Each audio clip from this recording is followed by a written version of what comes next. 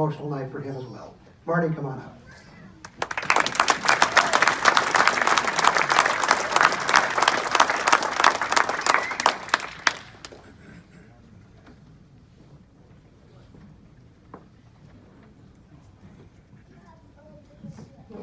Thank you, Don. I have no idea how I'm going to follow Dan Adamini. So, Senator, we started the program with your covenant wife, and now we're ending with your work spouse. I, however, won't be quite so loving, so get comfortable and settle in. For those that know Tom as your senator, as your friend, to me, he is truly my work wife. He is always cold. He is forever asking questions that I couldn't begin to answer. And he is a constant critic of my driving. In fairness, however, he claims I never talk to him. Of course, I don't hold a candle to Diane. And as Frank Egler likes to say, the good senator would have never been elected had it not been for the faith, the passion, and the belief that Diane had in Tom in 2002. And so although we're here tonight to recognize Tom's service, as Judy and Senator Tiffany pointed out, really his service is her sacrifice and the sacrifice of their family. And so for that, we are truly grateful for the collective sacrifice that you've made to allow his service. And speaking of sacrifices, I would be remiss if I didn't thank my wife, Lisa, for her kind and patient support. So being legislative staff, like being a legislator, is not an 8-to-5 job. And its loved ones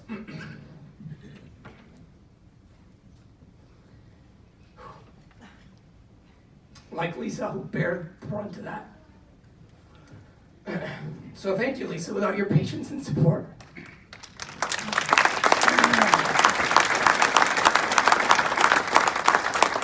I wouldn't have been able to enjoy the ride. And Senator, what a ride it's been, literally. We've got 500,000 miles together, and as I like to remind people, that space is smaller than a jail cell.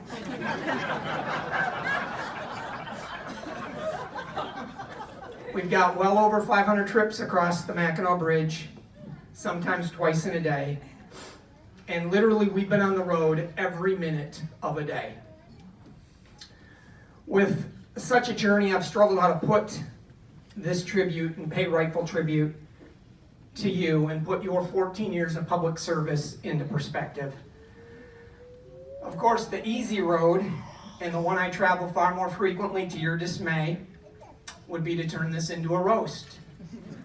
And boy, there's so much material. Despite starting to drive at 11, despite spending 27 years in a truck and probably driving close to some 600,000 miles in your legislative career, you never just figured out what the chime and the low fuel light meant.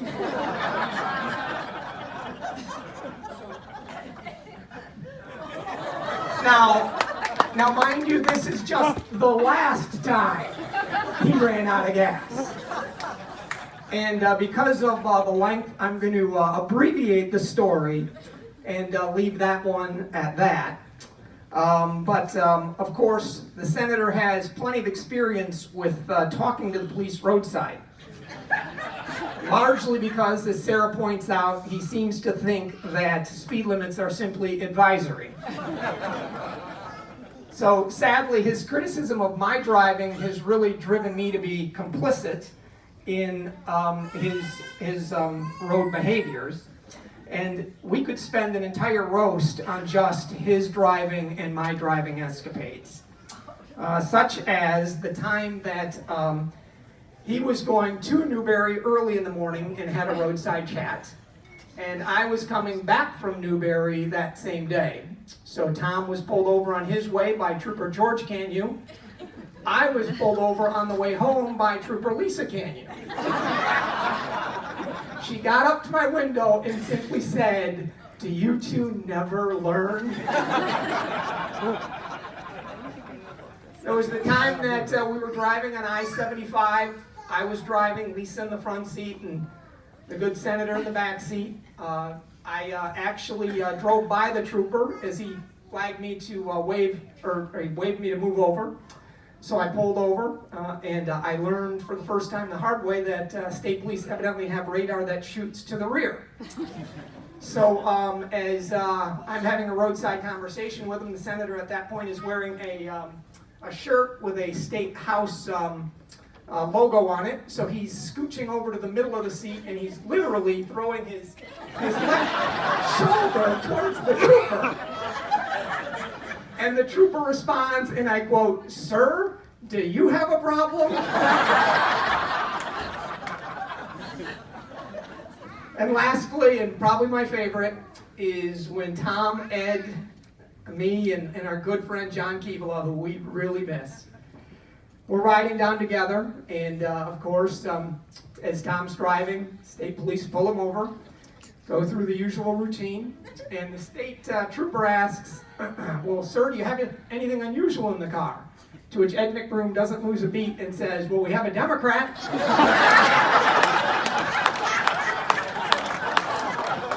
I think he was a Republican. No ticket.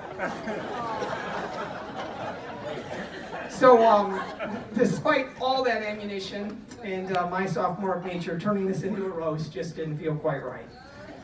So how else can we put your public service into perspective tonight? Well, I think we could do it through numbers, as they certainly show it wasn't all fun over the last 14 years. You see, Senator Tom Casperson has authored into law 114 bills. I suspect before this insane lame duck is over, he'll have another 7 or 8 that will be signed into law. So what does that mean?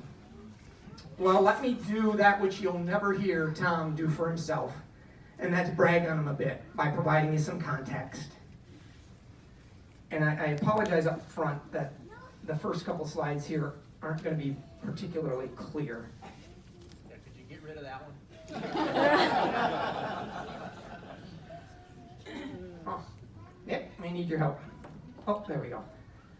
So we did some research, and so you will see in front of you, to the extent that you can see that lists every UP legislator that's served from the UP. So you'll see, of course, at the top is the legendary Dominic Jacobetti, who passed into law 181 bills. And right below that is Senator Tom Casperson, who has authored 114 public bills into law. Now let me provide you...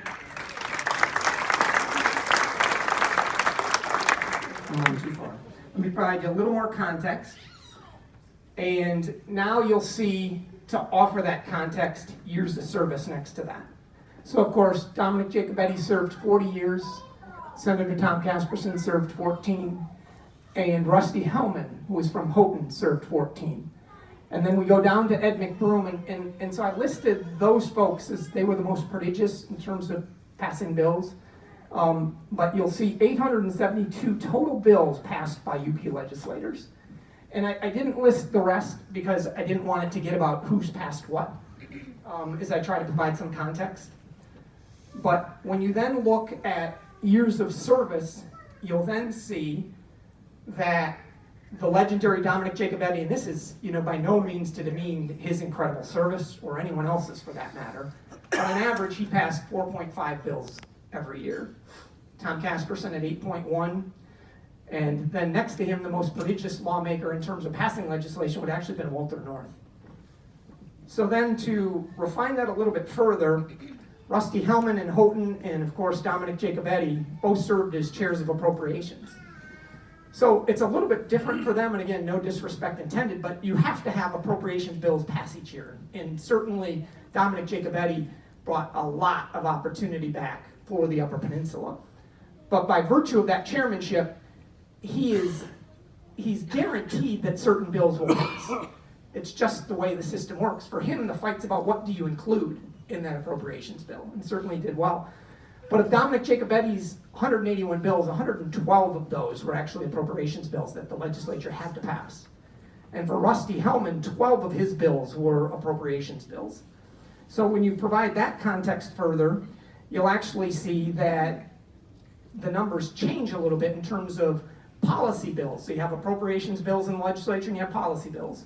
So when you look at policy bills that Tom Casperson passed, he's at 8.1, Jacobetti's at 1.7, Quavisco's at 2.7, the legendary Joe Max at 1.4.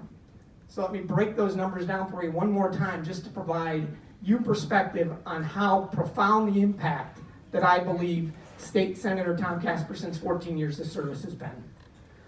So of the 872 bills passed, 13.1% of all legislation passed by UP legislators was passed by Tom Casperson since 1955. Tom Casperson, if you take out the appropriations bills, those 124 appropriations bills, that means Senator Tom Casperson passed 15.1% of all policy bills for UP legislators since 1955. Tom Casperson passed an average of 8.1 bills a year, while all other legislators since 1955 have averaged 2.2 bills per year being passed.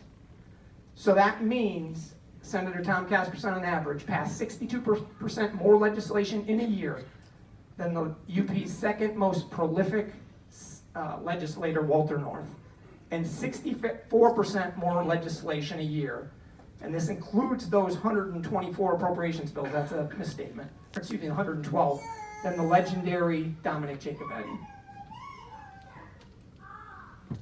So, as impressive as those numbers are, what I believe is far more impressive and far more important is what you were able to accomplish for those constituents, our constituents. And you accomplished it where others often failed. Let me just give you a few examples. You passed a strategic land plan saying that the state cannot simply continue to buy land for the sake of buying land, that there had to be some strategy so that communities like Baraga, who are 86% non-taxpayer owned, no longer get hamstrung by the arbitrary purchase of land. And that effort had dated back to Senator George McManus, but you made it a reality. You passed PILT reform so that the state, like its citizens, had to pay taxes on the land that it owned. That initiative was undertaken first in 1986. You made that reform a reality. You have the impending passage of what I think will be transformational legislation being taken up in committee next week, the Equal Access to Justice Bill, so that those who are aggrieved by their government are actually reimbursed for their costs when a citizen is vindicated.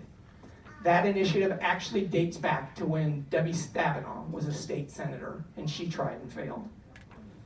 You have the removal of the Escanaba River Bridge, which was attempted for some 50 years. You were able to lead the charge to successfully do that.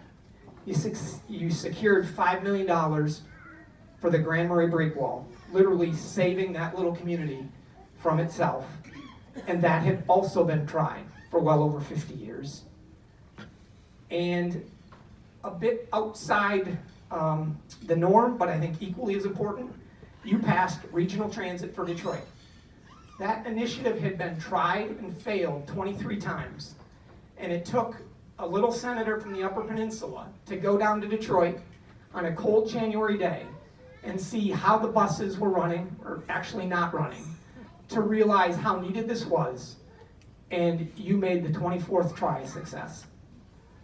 So, of course, there's been so much other legislation that hasn't been historic, but every bit is transformational and important, like the DEQ reform bill that Sarah mentioned, the bill to permit us to groom our beaches, legislation to allow us to use wood-burning stoves, as Representative LaFave mentioned, funding for the freeze crisis, funding for the generational floods that hit Gogebic County and Houghton County, and hopefully in the next few weeks, money to transform Copper Peak and money to remake Pine Mountain. Amen.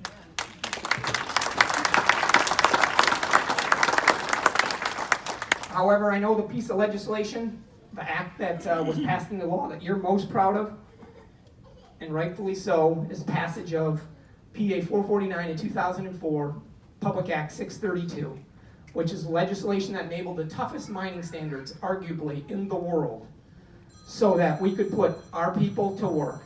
And as a result of your efforts, that legislation, which was at the time about as popular as Line 5 today, you were able to pass that legislation unanimously. And by virtue of that, 400 people are now working in Marquette County, and some $1 billion of investment has taken place in the Upper Peninsula.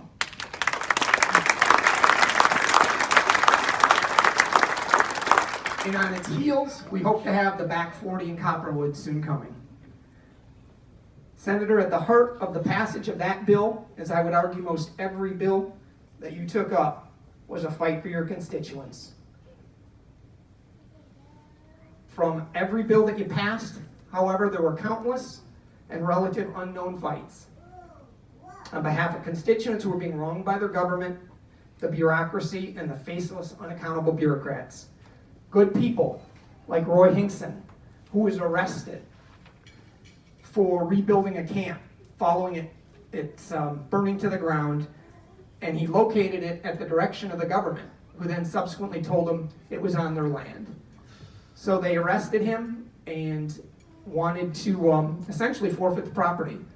Thanks to your leadership and Congressman Bergman stepping in, you stood up against the tyranny of that. Roger and Brenda Turnan, who are here, who had their pigs deemed invasive species and put their livelihood in jeopardy. And my favorite, and one that strikes a chord if they're still here, with Dean and Jill Dompier, is fighting for a young man with Down syndrome from Ishpeming, whose class had rallied around him and wanted him to kick extra points when MHSAA in its wisdom said, "You're too old to play." So, having said that, it brings me back to what's really the most appropriate way to pay tribute to you. For you see, in all those successes, and for those that know me, I'm admittedly one to exaggerate. You never once said, "I got this done." But contrary to all the selfless ways and self-promotion that paralyzes politics today, without fail, you remained humble. Although part of that may be due to the fact that Lisa and I like to remind you you're merely a state senator.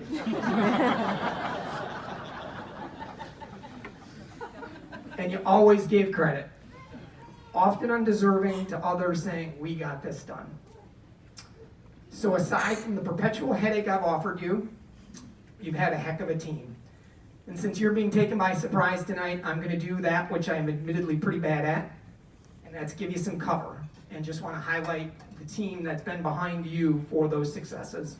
And it starts in Lansing with Kendra Everett, who I nicknamed the Velvet Hammer because she's got a gentle but very firm way to get the senator's point across.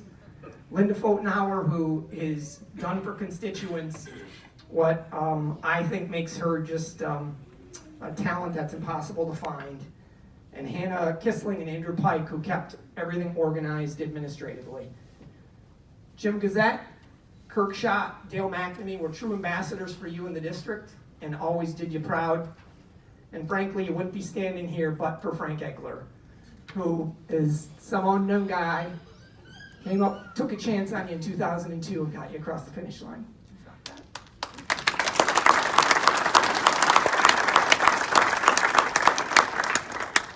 Belinda Esquinas, Ashley, Carly West, Jake, you all carried him across the finish line with campaigning.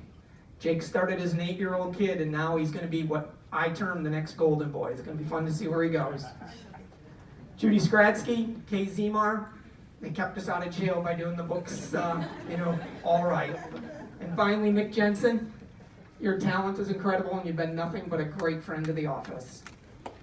So on behalf of the team, I do have a present. I think one of the kids has it. Maybe not. Okay, so we'll catch up with you there, but we've got a little something for you to show our appreciation. So we're appreciative not only of the chance to work with you, More importantly, we're very appreciative of getting to see the virtue that you embody every day. Virtues like have been touched on here today. Humility that would see you, unlike many elected officials today, never seeking or expecting entitlement, and reflected in small things that, frankly, you just don't see in many legislators, such as serving coffee to others, getting in the back seat of a car, or introducing yourself without a title. Kindness that was reflected in the fact that you would take your time for any constituents that I generally nickname time thieves, and never responded in kind when people were rude or short with you, questioning your judgment and expressing their displeasure. Principle and integrity, principle that saw you never compromise when it was a matter of conviction. Passing legislation is the art of what's possible. It's not the perfect. And you were skilled at compromising to secure passage, but never at the expense of your values.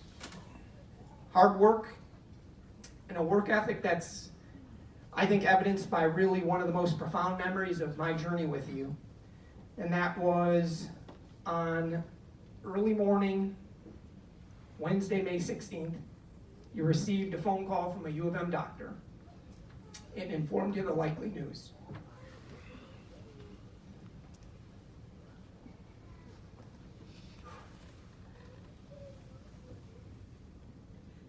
You needed more testing. You handled a lot better than I'm handling this. And you went out after receiving that news, and you met with constituents who were waiting for you, and you went and took the votes that you were obligated to take. And I know that those values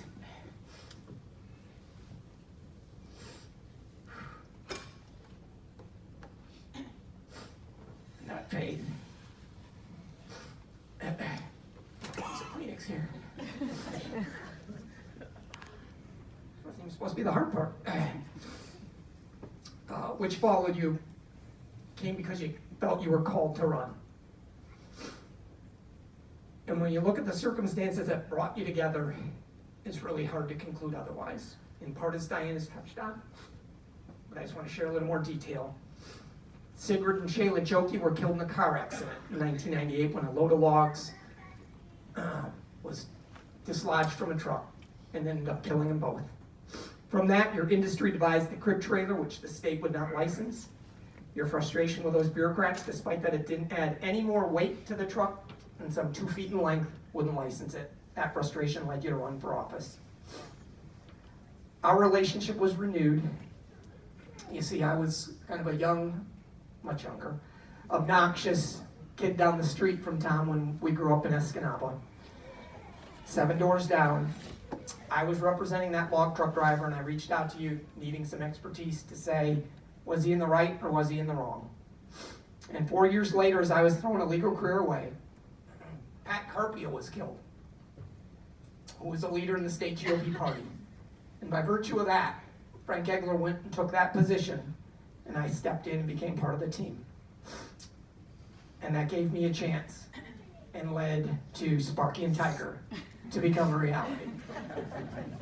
So Sparky, that's my nickname for him, he calls me Tiger. As a constituent, I thank you for your incredible, tireless, and thoughtful work ethic on behalf of your district. As a staff member, I thank you for leading by example through your faith, being fair, kind, and patient. As a brother, I thank you for your love. And lastly, as your work spouse, I thank you for never trying to cuddle.